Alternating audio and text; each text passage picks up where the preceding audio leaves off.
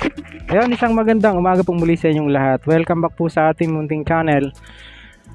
Linggo pa rin, ika-24 sa buwan ng Agosto 2025. Oras po natin ay alas 9:50 ng mainit na umaga. Kaninang umaga po kasi makulimlim. Galing tayo dyan sa may yung ginagawa. Kadugsong nitong ating update sa inyo ngayon, yung Calax sa Aguinaldo Highway. Tumuloy tayo ng Governor's Drive. At ngayon po, nandito tayo ngayon sa may Mayor's Drive, yung pong ginagawang overpass, waterway bridge dito sa ating likuran kung makikita nyo. At maya kukuhanan po natin siya ng aerial shot para maipakita ko po sa inyo ng mas maganda. Nagumpisa po tayo doon sa may Governor's Drive, na pinakita po natin sa inyo. Ito po ay mahigit 9 na kilometro hanggang doon sa open canal. Ito yata yung pinakamahabang section or segment nitong Calax, no? 9.60 something kung di pa ako nagkakamali kilometers. Yan po yung ating i-update sa inyo ngayon.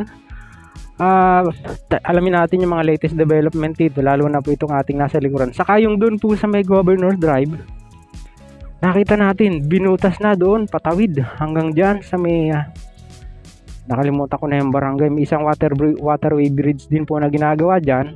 At nakuhanan po natin siya ng video. Ito na po siya, panoorin natin.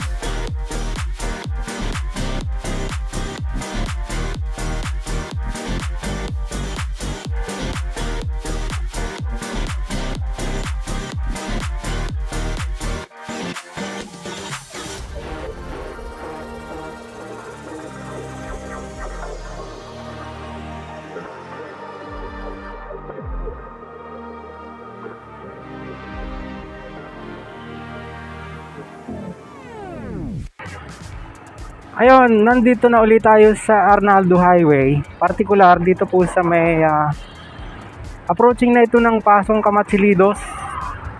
Opo, dito tayo sa General Trias, Cavite.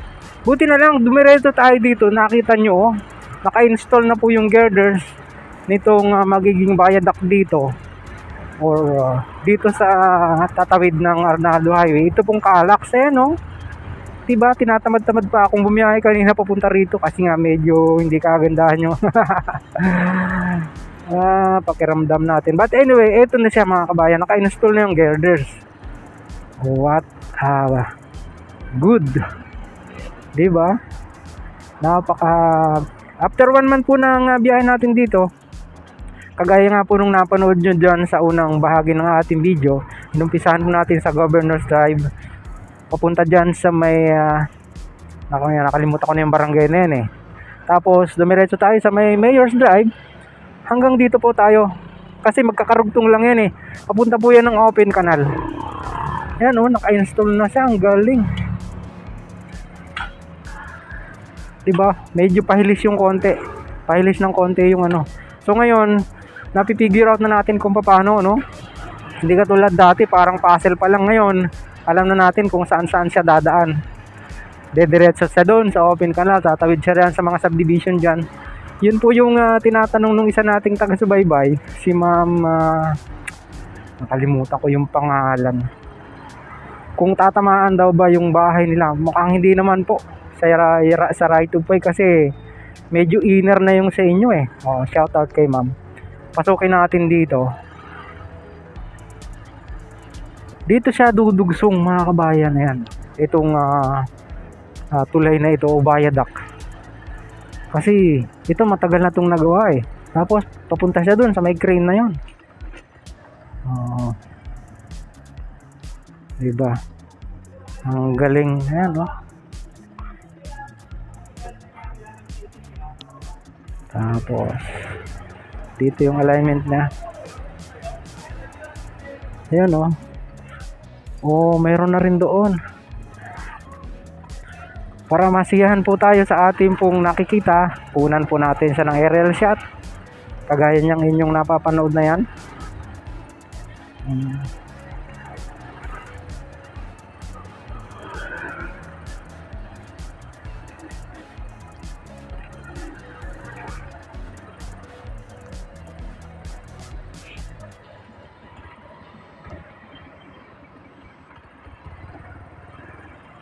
Habang pinapanood nyo po yung ating aerial shot, pasamantalahin muli nagpapaalam po tayo. Siguro sa susunod ay pupuntahan naman po natin yung open canal, no? Mas maganda na siguro yung development dyan. Sa open canal interchange naman tayo mga kabayan. Samantala sa mga ngayon lang napagawi sa ating pong munting channel, huwag niyong kalimutang mag-like at mag-subscribe, pakipindot po ang notification bell para lagi po kayong updated anytime na mag-upload po tayo ng video. Ito pong muli si Kabayang Alex, lagi nagpapaalala, ingat po tayo. Lagi tayong manalangin, magpasalamat sa Diyos. See you po in my next vlog, God willing. Hasta la, bye bye.